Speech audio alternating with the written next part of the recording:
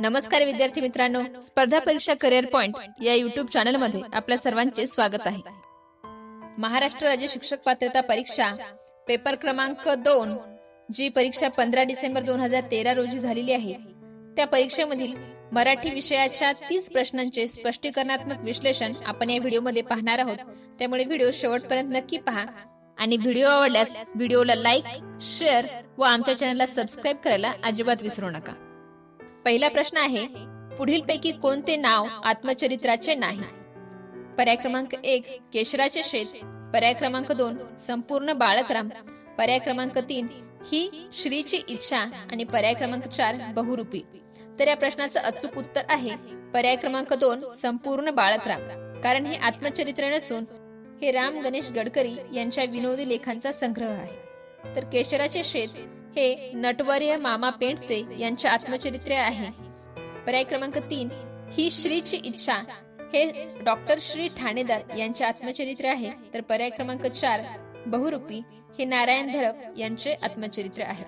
त्यामुळे या प्रश्नाचं अचूक उत्तर आहे संपूर्ण बाळकराम. पुढचा प्रश्न आहे, पुढील समीक्षात्मक पुस्तकांच्या नावामधून नरहर कुरुंदकर यांचे पुस्तक ओळखा. पर्याय क्रमांक 1 धार आणि काठ, पर्याय क्रमांक 2 एरिस्टॉटलचे काव्यशास्त्र, पर्याय क्रमांक 3 साहित्य आणि सौंदर्य आणि पर्याय क्रमांक 4 जाळ्यातील चंद्र. धार आणि काठ हा पर्याय अचूक आहे, कारण हे पुस्तक नरहर कुरुंदकर यांनी लिहिलेले आहे.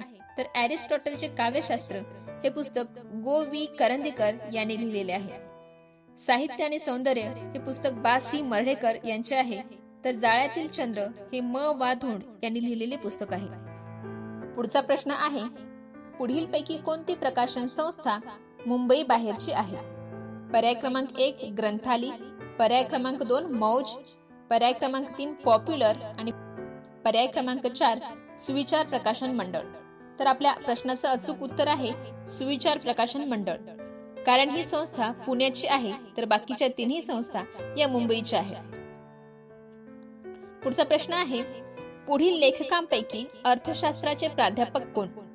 पर्याय क्रमांक 1 महेश एलकुंचवार, पर्याय क्रमांक 2 गंगाधर गाडगीळ, पर्याय क्रमांक 3 अनंत काणेकर आणि पर्याय क्रमांक 4 गो वी करंदीकर. आपल्या प्रश्नाचं अचूक उत्तर आहे गंगाधर गाडगीळ. गंगाधर गाडगीळ हे अर्थशास्त्राचे प्राध्यापक होते. तर महेश एलकुंचवार हे इंग्रजीचे प्राध्यापक होते. अनंत काणेकर हे मराठीचे प्राध्यापक होते. गोविंद करंदीकर हे देखील मराठीचे प्राध्यापक होते. तर आपल्या प्रश्नाचं अचूक उत्तर आहे गंगाधर गाडगीळ. पुढचा प्रश्न आहे, पुढील जोड्यामधून योग्य जोडी ओळखा. पर्याय क्रमांक 1 श्रीनिवास विनायक कुलकर्णी, सोन्याचा पिंपळ, राम गणेश गडकरी, सुदाम्याचे पोहे, चिंतामणराव कोल्हटकर, आणखी चिमणराव आणि विद्याधर पुंडलिक बनगरवाडी. तर या प्रश्नाचं अचूक उत्तर आहे श्रीनिवास विनायक कुलकर्णी यांचा सोन्याचे पिंपळ हा ललित लेख प्रसिद्ध आहे. त्याचबरोबर श्रीनिवास कुलकर्णी यांची आणखी कोणकोणती पुस्तके प्रसिद्ध आहेत तेही आपण पाहू. कोरडी भिक्षा, डोह, पाण्याचे पंख इत्यादी ललित लेख देखील प्रसिद्ध आहेत. त्यानंतर सुदाम्याचे पोहे हे श्रीपाद कृष्ण कोल्हटकर यांनी लिहिलेले पुस्तक आहे. परीक्षेच्या दृष्टीने अधिक माहितीसाठी श्रीपाद कृष्ण कोल्हटकर यांच्याविषयी आपण माहिती घेऊ. श्रीपाद कृष्ण कोल्हटकर हे मराठीतील आद्य विनोदी लेखक, नाटककार, कवी व समीक्षक म्हणून प्रसिद्ध होते. त्यांचे सुदाम्याचे पोहे हा विनोदी लेख प्रसिद्ध आहे. त्याचबरोबर बहु असोत सुंदर संपनकी महा हे महाराष्ट्र गीत देखील प्रसिद्ध आहे. त्याचबरोबर गुप्त मंजुषा, परिवर्तन, माया विवाह, मूक नायक, वधू परीक्षा, श्रम साफल्य, शिवपावित्र्य, सहचारिणी इत्यादी नाटके देखील त्यांची प्रसिद्ध आहेत. त्यानंतर सुदाम्याचे पोहे, 18 धान्यांचे कडबोळे हे विनोदी लेख देखील त्यांचे प्रसिद्ध आहेत. त्याचबरोबर श्याम सुंदर व ज्योतिष गणित या कादंबऱ्या देखील कोल्हटकरांच्या प्रसिद्ध आहेत. त्यानंतर कोल्हटकर हे पुणे येथे भरलेल्या दुसऱ्या कविता संमेलनाचे व पुणे येथे भरलेल्या 13व्या मराठी साहित्य संमेलनाचे अध्यक्ष होते. त्यानंतर पुढचा पर्याय पाहू. आणखी चिमणराव हे ची वी जोशी म्हणजे चिंतामण विनायक जोशी या विनोदी साहित्यकाचे पुस्तक आहे. तर त्यांची आणखी काही पुस्तके ही आपण पाहू. चिमणरावांचे चऱ्हाट, एरंड्याचे गुऱ्हाळ, 4 दिवस सुनेचे, मेषपात्र, बोरी बाबळी, रहाट गाडगं, गुंड्या भाऊ, लंका वैभव इत्यादी त्यांची गाजलेली पुस्तके आहेत. त्यांच्याविषयी अधिक सांगायचे झाल्यास मराठी साहित्य परिषद दरवर्षी एका विनोदी पुस्तकाला ची बी जोशी यांच्या नावाने पुरस्कार देते. त्यानंतर बनगरवाडी हे पुस्तक व्यंकटेश दिगंबर माडगुळकर यांनी लिहिलेलं आहे. बनगरवाडी या त्यांच्या पुस्तकावर मराठीमध्ये चित्रपट देखील काढण्यात आलेला आहे. ते एक मराठी लेखक व चित्रकार देखील होते. त्यांनी अनेक कथा, कादंबऱ्या व प्रवासवर्णने लिहिले. त्याचबरोबर त्यांनी अनेक चित्रपटांसाठी पटकथाही लिहिलेल्या आहेत. मानदेशी माणसे, स्वप्नरंजन, गावाकडच्या गोष्टी, हस्ताचा पाऊस, काळी आई, जांभळीचे दिवस असे अनेक कथासंग्रह त्यांचे प्रसिद्ध आहेत. त्याचबरोबर माडगुळकरांनी करुणाष्टक, कोवळे दिवस, पुढचं पाऊल, बनगरवाडी, वावटळ, सत्तांतर इत्यादी प्रसिद्ध कादंबऱ्या देखील लिहिल्या आहेत. प्रवास एका लेखकाचा हे त्यांचे आत्मचरित्र देखील प्रसिद्ध आहे. यापुढचा प्रश्न आहे, तुमचं बाळाकडे लक्ष नसेल तर ते तुमचं लक्ष वेधून घेईल. या वाक्यातील काळ ओळखा. पर्याय क्रमांक 1 पूर्ण वर्तमान काळ, पर्याय क्रमांक 2 भविष्यकाळ, पर्याय क्रमांक 3 भूतकाळ आणि पर्याय क्रमांक 4 अपूर्ण वर्तमान काळ. या प्रश्नाचं अचूक उत्तर आहे पर्याय क्रमांक 2 भविष्यकाळ. पुढचा प्रश्न आहे, वाच्य अधिक अर्थ या 2 पदांची योग्य रीतीने केलेली संधी ओळखा. तर याचं अचूक उत्तर आहे पर्याय क्रमांक 1 वाच्यार्थ. पानसाप या सामासिक शब्दातील समासाचे नाव ओळखा. तर याचं अचूक उत्तर आहे पर्याय क्रमांक 1 षष्ठी तत्पुरुष, पर्याय क्रमांक 2 पंचमी तत्पुरुष, पर्याय क्रमांक 3 सप्तमी तत्पुरुष, पर्याय क्रमांक 4 तृतीय तत्पुरुष. या प्रश्नाचं अचूक उत्तर आहे सप्तमी तत्पुरुष.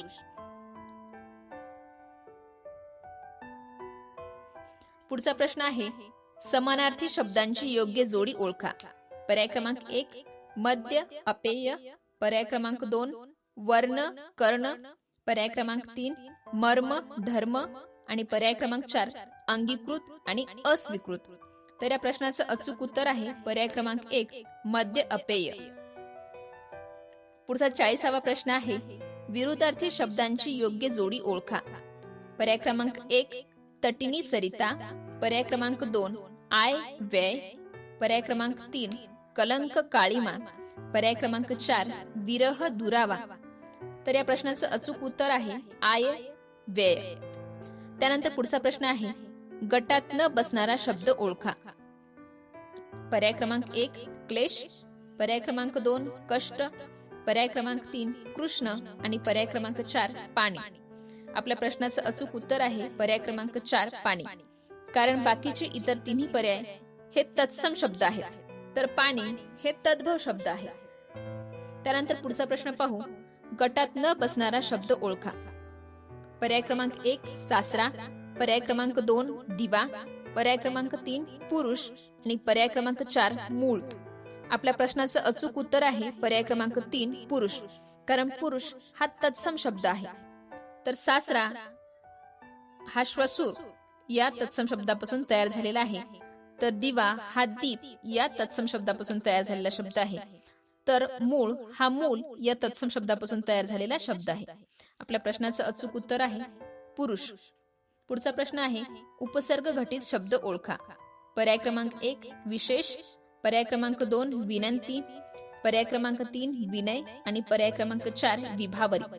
आपल्या प्रश्नाचं अचूक उत्तर आहे विशेष. शेष या शब्दाला वि हा संस्कृत उपसर्ग लागून विशेष हा शब्द तयार झाला आहे. त्यामुळे आपल्या प्रश्नाचं अचूक उत्तर आहे विशेष. पुढचा प्रश्न आहे, प्रत्यय घटित शब्द ओळखा. पर्याय क्रमांक 1 निर्मम, पर्याय क्रमांक 2 अभ्युदय, पर्याय क्रमांक 3 आनंद आणि पर्याय क्रमांक 4 चराऊ. प्रश्नाचं अचूक उत्तर आहे पर्याय क्रमांक 4 चराऊ. पुढचा प्रश्न आहे, चुकीच्या पद्धतीने केलेले अनेक वचन ओळखा. पर्याय क्रमांक 1 तोंडले तोंडल्या, पर्याय क्रमांक 2 गोपी गोपी, पर्याय क्रमांक 3 रावा रावे आणि पर्याय क्रमांक 4 भूत भूते. आपल्या प्रश्नाचं अचूक उत्तर आहे पर्याय क्रमांक 1 तोंडले तोंडल्या. याचं अचूक उत्तर काय येईल तर तोंडले. या शब्दाचं अनेक वचन काय होईल तोंडली. त्यानंतर 46वा प्रश्न, पुढील जोड्यामधून भिन्नलिंगी जोडी ओळखा.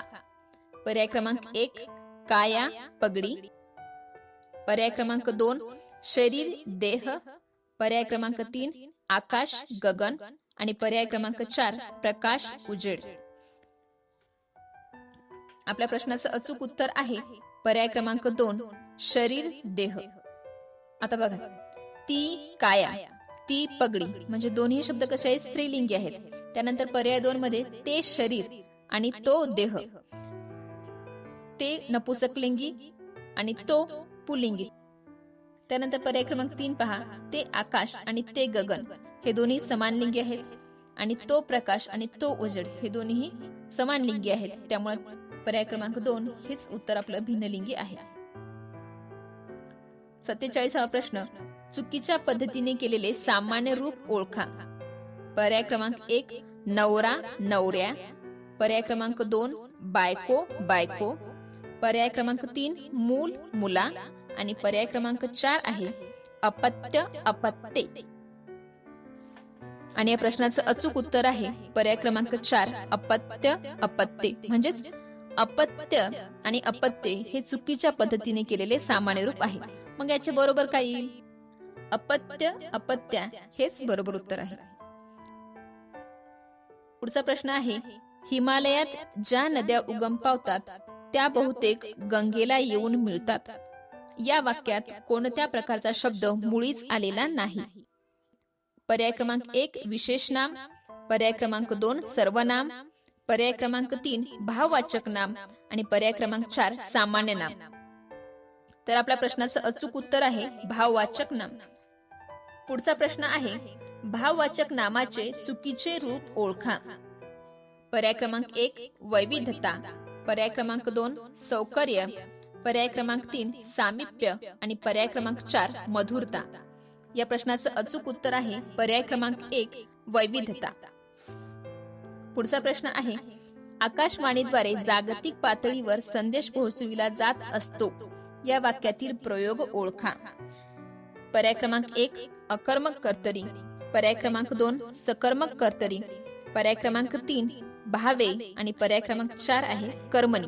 आपल्या प्रश्नाचं अचूक उत्तर आहे पर्याय क्रमांक 4 कर्मणी. पुढचा प्रश्न आहे, ये रे कुत्र्या खा माझा पाय. या म्हणीचा योग्य अर्थ ओळखा. पर्याय क्रमांक 1 भूतदया दाखविणे, पर्याय क्रमांक 2 आपणहून संकट ओढवून घेणे, पर्याय क्रमांक 3 एखाद्याला कुत्रा म्हणून त्याचा अपमान करणे आणि पर्याय क्रमांक 4 त्याग करण्याची तयारी ठेवणे. तर आपल्या प्रश्नाचं अचूक उत्तर आहे पर्याय क्रमांक 2 आपणहून संकट ओढवून घेणे. पुढचा प्रश्न आहे, चालत्या गाडीला खीळ घालणे. या वाक्यप्रचाराचा अर्थ ओळखा. पर्याय क्रमांक 1 चांगल्या चाललेल्या गोष्टीत विघ्न आणणे, पर्याय क्रमांक 2 गाड्यांचा वेग वाढविणे, पर्याय क्रमांक 3 गाड्यांची नीट दुरुस्ती करणे आणि पर्याय क्रमांक 4 जुन्या गाड्या बदलून टाकणे. आपल्या प्रश्नाचं अचूक उत्तर आहे चांगल्या चाललेल्या गोष्टीत विघ्न आणणे म्हणजेच चालत्या गाडीला खीळ घालणे. या पुढचा प्रश्न आहे, पुढील वाक्यामधून प्रश्नार्थक नसलेले वाक्य ओळखा. पर्याय क्रमांक 1 हे एवढे उरलेले अन्न आता कोणाला देणार, पर्याय क्रमांक 2 किती लोचट आहे हा माणूस, पर्याय क्रमांक 3 पण तू चुकीची गोष्ट का केलीस, पर्याय क्रमांक 4 नोकरीत एवढा वेळ घालवणाऱ्याने अभ्यास केव्हा करायचा. आणि या प्रश्नाचं अचूक उत्तर आहे पर्याय क्रमांक 2 किती लोचट आहे हा माणूस. हा प्रश्नार्थक नसलेले वाक्य आहे. पुढचा प्रश्न आहे, अफवावर आधारित बातम्या वार्ताहरांनी देऊ नयेत. या वाक्यात लेखन नियमानुसार किती चुका आहेत. आपण पहिल्यांदा चुका कोणकोण ते पाहू. अफवावर या ठिकाणी फ वर अनुस्वार दिलेला आहे, तो अफवांवर वावर अनुस्वार यायला पाहिजे होता. त्यानंतर आधारित बरोबर आहे, बातम्या बरोबर आहे. वार्ताहरांनी या शब्दामध्ये वार्ता म्हणजे त च्या डोक्यावर रफा यायला पाहिजे होता, तो ह च्या डोक्यावर दिलेला आहे, त्यामुळे इथे एक चूक आहे. आणि राणी मध्ये स्पेस दिलेला आहे, इथे स्पेसची गरज नाही. त्यानंतर देऊ, ऊ मधलं ऊ दीर्घ या पाहिजे होतं, याने रस्व दिलेलं आहे. नयत, नयत बरोबर आहे.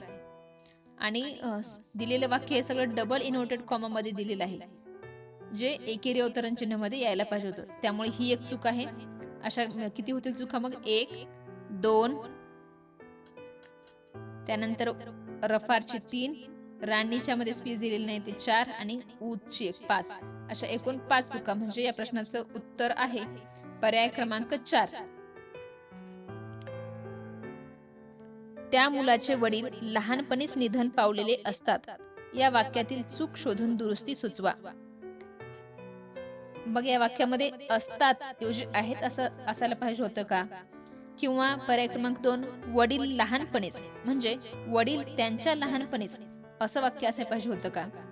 किंवा निधन पावलेले असतात म्हणजे वारलेले असतात, हे वाक्य योग्य वाटतं का?